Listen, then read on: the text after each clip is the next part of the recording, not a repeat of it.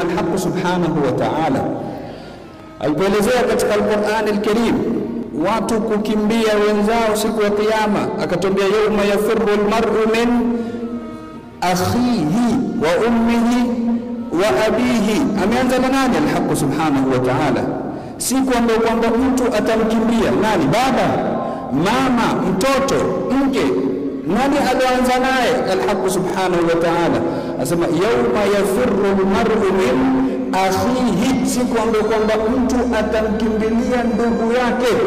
Nini siri na hikma ya Mwenyezi Mungu subhanahu wa ta'ala katika mpangilio wa jamaa zetu ambao kwamba tutawakimbia ama watatukimbia siku ya kiyama, akawa wa kwanza atakayetajwa ni akhi? Mufassirini wanasema ni kwa sababu hapa duniani ndiye wa kwanza wewe unamkimbilia ukipatwa na shida.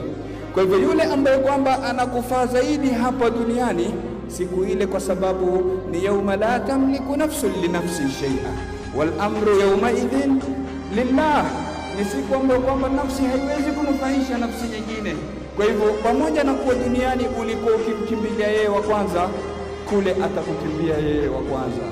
Kwa hivyo hii aya inatuthibitishia sehemu na daraja ya ndugu, namna Mwenyezi Mungu subhanahu wa ta'ala alivyopangilia.